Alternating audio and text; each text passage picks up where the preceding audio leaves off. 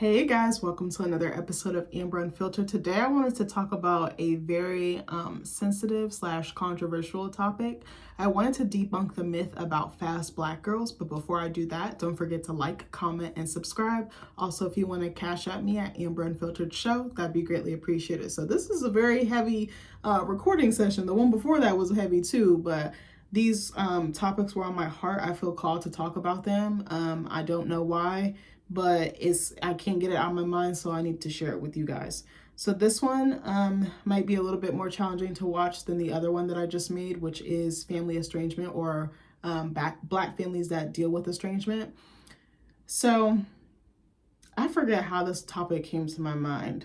I think I read something or saw something, or maybe it might have just popped in my mind. I'm always thinking, I'm always in my head, which can be a good thing or a bad thing. There is like this myth out there that, I don't want to say myth, there's like I'm trying to think of the word, like a cultural stereotype or understanding that black girls are fast. And I don't like that shit, because I don't think black girls are fast. I think the way we perceive them and treat them makes them appear that way to us. I don't like that word. I was just thinking about like how many times I've been called fast or grown or whatever the case may be. And so I wanted to do a deep dive into it, and I wanted to, what's the word? Not pay homage, but I wanted to like honor black girls who have been called this unfairly and labeled this unfairly, but also kind of deconstruct it and analyze it from like a historical place, using some of my own experiences and like solutions that we can implement moving forward so that this doesn't keep being perpetuated. That's kind of what I wanted to do. So first I'm going to go into the historical aspect of it. I want to give you a very fair warning that it is very heavy content. As I was reading this and researching it, it made me cry. I may cry, and that's okay. It's okay to cry. But some of the stuff is so heavy and it pains me because I see again how generationally this has been passed down as like an heirloom, but it's traumatic, is rooted in trauma, is rooted in violence, is rooted in pain and oppression. So bear with me. So I just Googled like, why are black girls called fast, or something to that effect on Google. I just got curious, and some really good articles popped up, like very well put together, like scholarly articles and like essays and dissertations. So I saw one that was like 80 pages long. I was like, baby, I'm lazy. I'm not reading all 80 pages. I was like, maybe I'll read like 20 or 30. So I found this really good one online, and I basically took a lot of information from that. I kind of condensed it to the more important parts of this video. So I'm going to review that first. So the dissertation or thesis is called Fast-Tailed Girls, an inquiry into black girlhood, black womanhood, and the politics of sexuality. And this was written by Adriana M. Parker, and she was also advised by Kimberly Lamb from Duke University. So a lot of us are called fast-tailed or grown. Fast-tailed, it can be fast-tailed with an ED or fast-tailed, just like tail, like a dog's tail, is a term used mostly by black women to describe young black girls who intentionally demonstrate the carnal behaviors reserved for a woman beyond her years. The over-sexualization of and history of assault endured by black women and girls is often shrouded in silence. So the author basically says that she was taught to be aware of company. You know, that's what black folks say when we mean like people that come over, like guests, whether it's family or friends or, you know, anybody that has a tie to the family, and appearance at all times, and to refrain from any kind of behavior that might taint her good name. So it's like, you have to uphold your family's namesake. So that's a lot of pressure right there to put on a little girl, I feel like. I feel like at that point, she's not really a little girl. She's being viewed as much older than she actually is.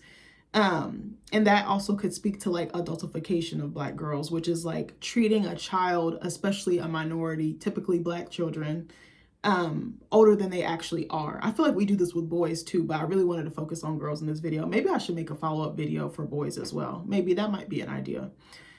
But I see it a lot with young black girls.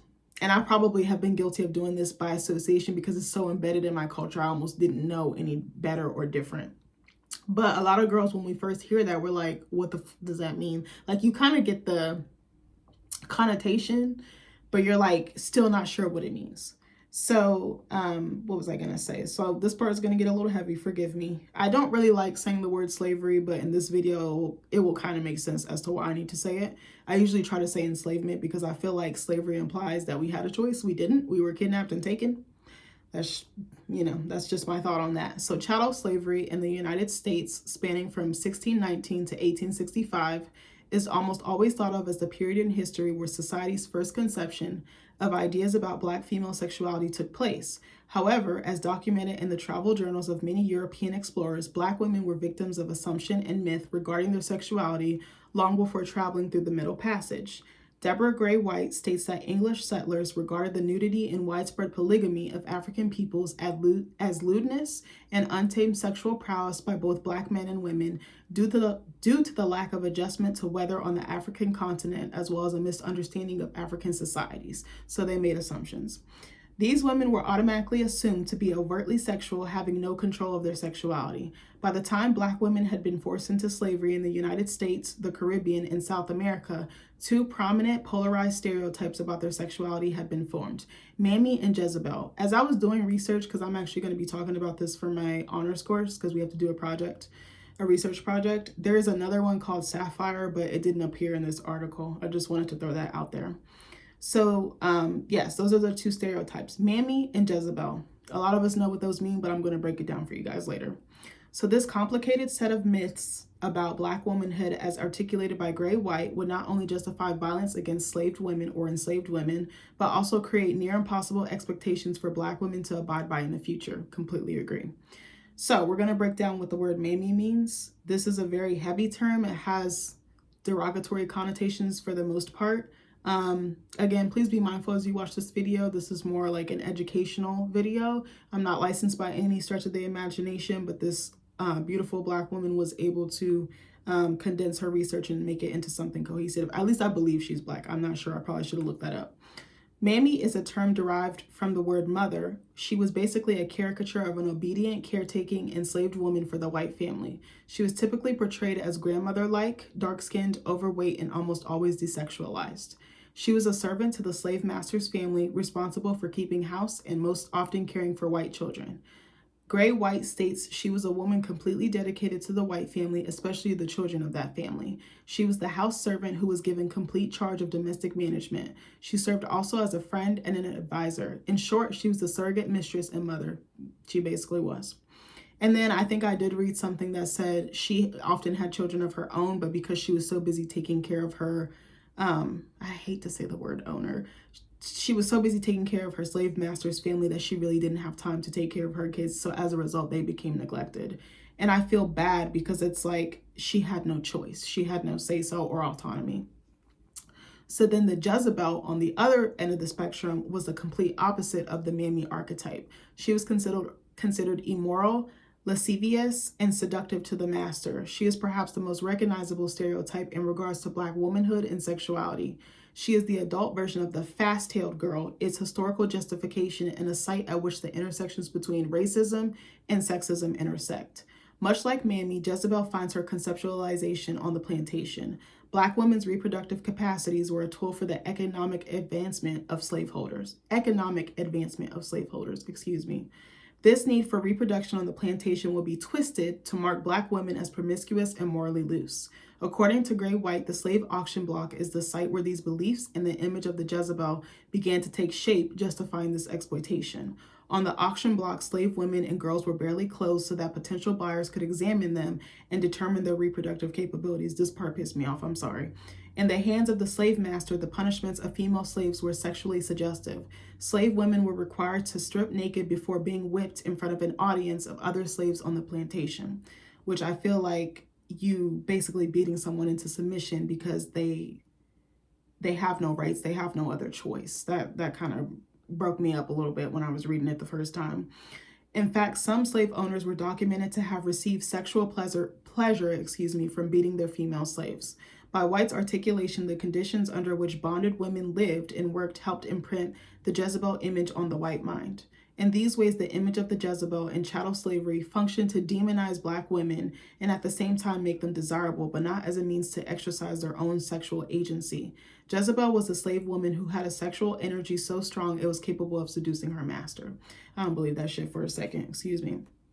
So there's some more facts to go through. So I don't know if you guys have heard of Sarah Bartman. She was also known as Venus Hottentot. I've heard about her before. What's interesting is they've never taught me this in school. I found this stuff out when I became an adult. But I feel like a lot of our trauma does stem from enslavement and even beyond that. But certain behaviors and patterns and cycles in our community definitely make sense to me the older I get.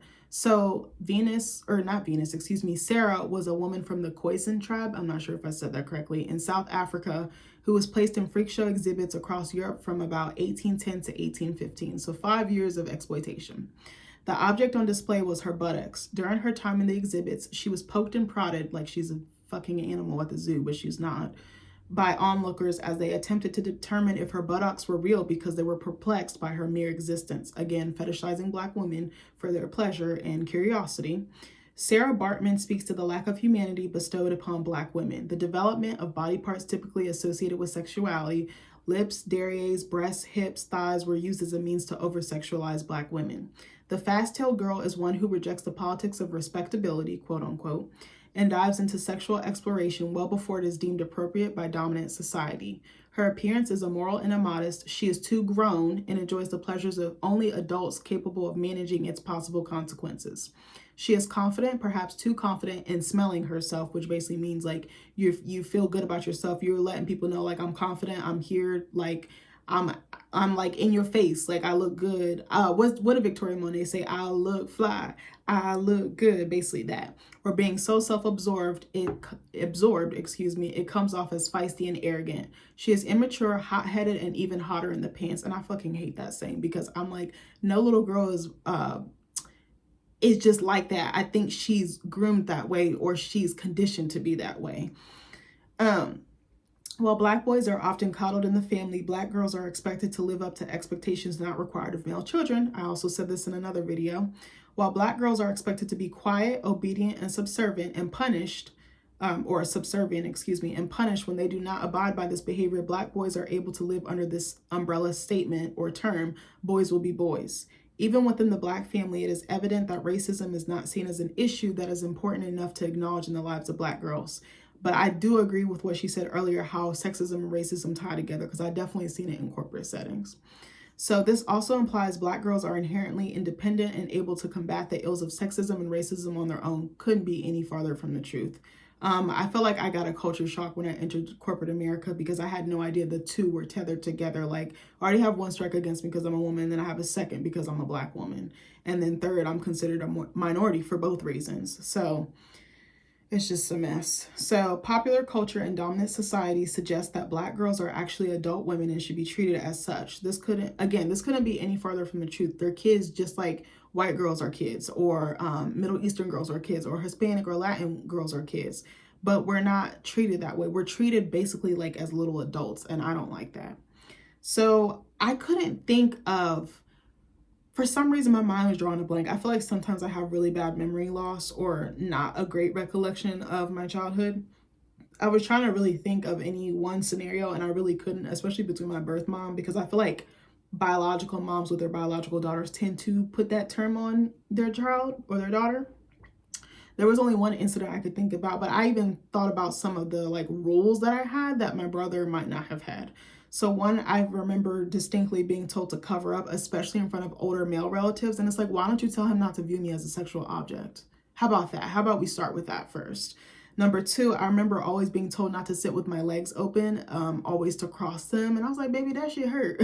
I was like, I understand you don't want me just hanging out, but it's like, there's a way. I don't know. I don't agree with that. And then number three, I think was a huge one, was like basically abiding by the fingertip rule, you know, like making sure your skirt is, longer than your fingertips or something like that, or touches your fingertips. I can't remember what the exact rule was, but y'all know what I mean. So again, not trying to bash anybody, but I want to share this example with you. It was when I was a little bit older. I don't think this person called me fast or loose or grown or anything, but it was basically implied. So again, I don't want to throw them under the bus. I'm not going to say specific names except one because, you know, maybe two. But I remember my dad was dating this lady when I was in high school. And okay, so let me back up. So after my parents divorced, I lived with my birth mom and my brother. She had the majority of custody Monday through Friday. Then Friday to Sunday, my dad had us. And it was supposed to be every weekend. But sometimes, you know, stuff comes up, holidays, trips, this, that, and the third, emergencies, whatever the case may be, work, whatever. So me and my mom had gotten into it. Like, we got into a physical altercation. So she basically kicked me out. And I had to go live with my dad, like, what was I going to say? Not by force. Circumstance, I don't know, y'all know what I'm trying to say. Like, I had to go live with him. Like, I couldn't stay there because we were just gonna keep fighting, and then it probably would have escalated. So unfortunately, my dad like started losing everything, like lost his job, just like financial security, cars, like it was really rough. I'm not gonna hold you. And we had to move in with one of his girlfriends. And he had been dating this lady for a while. I had met her. I was like, okay, she's okay. I didn't really care for her because I thought she was a little obsessed with my dad. And I also felt like she didn't really care to get to know me. I think she just only cared about him. You know how people date people with kids, but they're like, oh, I don't want to really get to know, like, I'm only just laser focused on the person I'm with. And I'm like, that's wrong. And that's a huge red flag. But what do I know? So, and I just had an off feeling about her. I was like, something's not right, but I'm not sure. So I remember one time, me and my dad were watching TV in the living room, and I had on like a camisole. Y'all know, like the little spaghetti strap, like the thin strap, like undershirts. I had on one of those, and it was kind of like ripped near like where the bra strap ended, you know, like the top part of the bra. It was kind of like near there. So it was ripped a little bit. So you could kind of see it. But I was like, bro, I'm at home. Like, I didn't think anything of it. I was like 16 or 17, whatever the case may be. So she had a daughter from her marriage. Like, she used to be married and then they got a divorce. So she would alternate with her ex-husband. So I think she was taking her daughter to a sporting event. Like, I think she was in like cheer or soccer. I think it was soccer, if I'm not mistaken. I might be wrong. So she was like, I'm going to go take her to this event, and then I'm going to like go drop her off with her dad, and I'll be back. And I'm like, okay. So I think when she came, and I remember when she was leaving, she had like this staircase that you could like see into, like, you come down and you just see like into the living room, like you could face somebody basically. So I remember before she had left to go drop her daughter off, she was like kind of looking like, and I'm like, why the fuck is she looking at me like this? And I already knew this lady didn't really like me, and I was just like, okay. So she comes back, and I'm like kind of laying in a different position. I guess to her it looks suggestive. So she was like, are you serious? And she literally asked me to my face with my dad sitting right next to me, are y'all two fucking? And I was like, what? I was like, did you just ask me if I'm having sex with my dad? And my dad was like, just go downstairs and change your shirt. He's like, just go like throw something on. He was like, I'll take care of it. So he went and talked to her, and then she came and apologized to me. And I was like, that is fucking disgusting, number one. Number two, I don't view him like that. Number three, you're really that fucking insecure you'd ask his own child if they're sleeping together in your house. And I was like, number four, I'm not trying to ruin my living situation because I already did that the first time when I got into it with my mom, and you're like our lifeline right now. Like, it was insane. But just like the implication of like, oh, y'all are doing something y'all not supposed to be doing. And I think I had told Nick about this earlier. I think my dad had a reputation of being a serial cheater. Like, I'm just going to throw that out there. Like, he used to cheat left and right. Like, I think hopefully he's reformed. He seems like he is. I don't know. I'm still learning like who he is and where he is in this phase of his life. I'm praying to God he is, because his wife actually seems like a really lovely lady. But I remember when we first moved into that same girlfriend's house, we had like all these problems with her. I used to sleep in the basement because she didn't have an extra room. It was just her room and her daughter's room. And then there was a bathroom upstairs. And then there was like a half bath on the main floor where the living room and kitchen were. And then there was the basement. So my dad was like, you'll just sleep down there. It was a little tiny ass couch. Like, my legs were hanging off of it. But I was like, I'm just so happy I have somewhere to sleep. Like, I don't care at this point. So I think I was like getting ready for school, like to get ready to go to the bus stop or whatever. And I came downstairs. She used to be gone by the time I wake up. That's another thing. She was gone a lot. I told you, I was like very isolated in my childhood and my teenage years. Her and my dad would like always be gone by the time I woke up, by the time I got home, like even late in the evening, like they wouldn't be there. So I was by myself a lot. So I come downstairs and she's holding something up, and I'm like, she's like, is this yours? I'm like, what? It was a fucking condom wrapper. I was like, huh?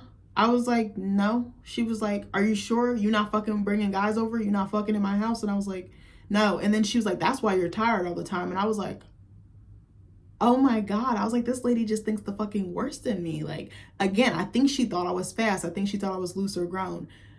I could see why she might say that, because I did hang around a lot of guys. It doesn't make sense. Like, it doesn't. Let me say that. Just because you hang around a lot of guys does not mean you're out here, you're fast, you're loose, you're a hoe, whatever the case may be. I tended to hang out with guys at that time. I had pretty much all my friends were guys. Like, I had like maybe 1 or 2 or 3 really good girlfriends, and that was it. And she's like, that's why you're tired all the time. You guys, I had fucking anemia. I had to take like fucking pills and stuff like that. When I was still living with my birth mom, she had me like on a good regimen. But when I stopped living with her, I stopped taking care of it. So I was always asleep. Like, I can't lie. In her defense, I was always asleep. Like, as soon as I got home, it was like I was asleep from then till fucking 8 o'clock. And then I'm just like up the rest of the night. But she thought so poorly of me. And she like just kept questioning me. And I was like, bro, it's not mine. Like, I was like, I promise you it's not mine. Like, I'm not that reckless. Like, I've done some wild shit, but at that time I was still pretty good. And so I'm texting my dad. I'm like, bro, she's snapping on me. Like, I was like, can you do something about this? Because he was already at work. And this was like when he still had his job or whatever. And what was I going to say? I lost my train of thought. Let me back up. So she ended up calling my dad, or one of us called him or something. And he was like, oh, that was mine. And I was like, see, bitch. And I don't think she apologized to me. If she did, it was just like, oh, my bad. And it's like, no, bitch, you thought the worst in me. You thought I was fast. You thought I was grown. You thought I was out here just spreading my legs to anybody. And even if I was, that's my business. What does my vagina have to do with you? Like, again, I would have never done that at somebody's house because I just don't believe in getting down like that. But it made me feel so bad about myself. And after that, I just think I never liked her. And I knew my dad was cheating on her. I didn't say shit. I was like, fuck that shit. Like, 1, I didn't want to snitch on my dad because I felt a loyalty to him. But 2, it doesn't excuse his cheating. Like, it wasn't right.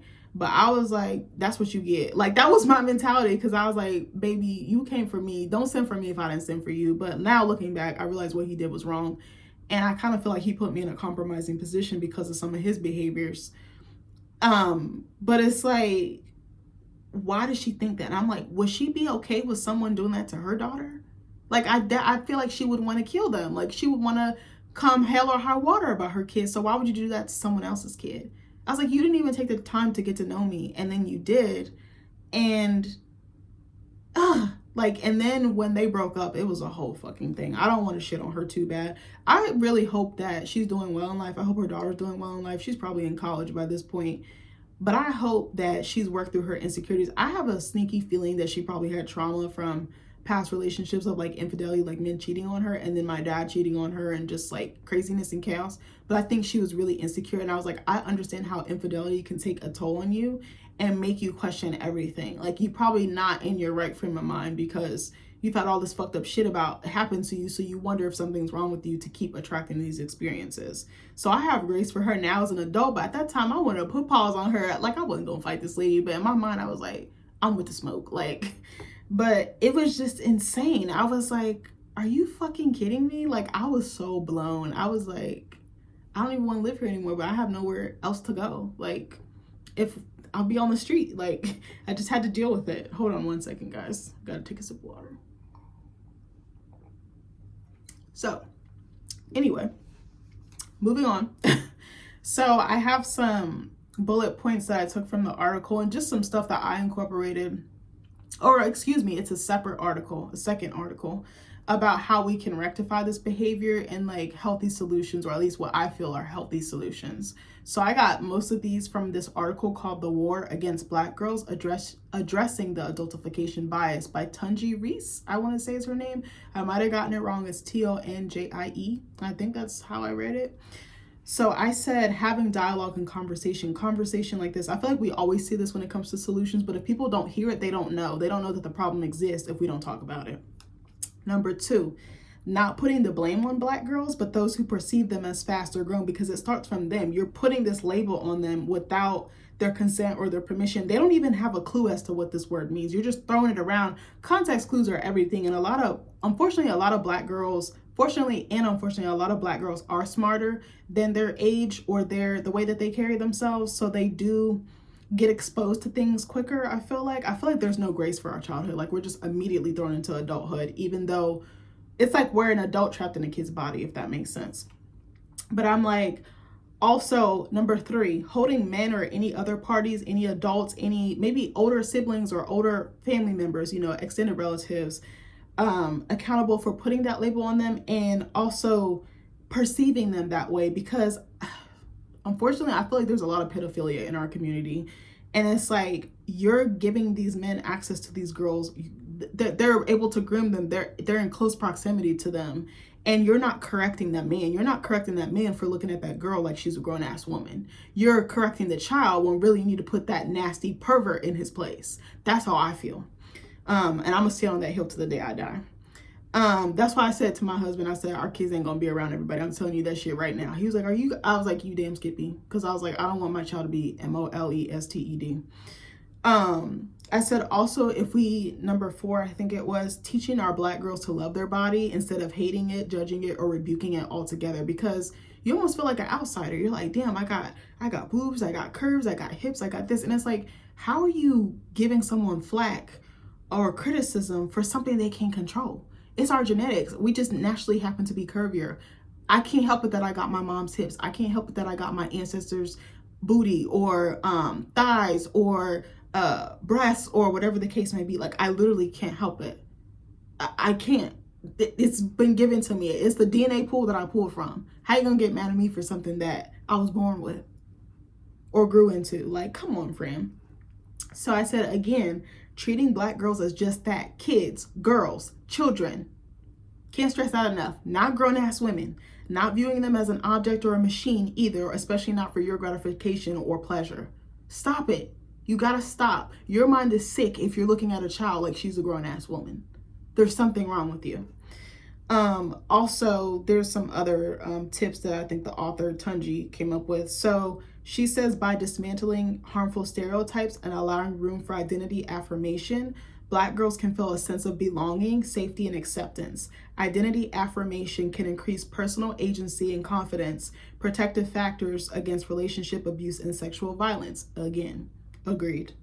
However, even if Black girls have quote unquote everything they need to feel free, it will not be achieved without the backing or support of their community. A lot of us battle this shit alone and we suffer in silence. So if we have support and we have people believing us and backing us and actually protecting us, it would probably be diminishing, as often as it's happening.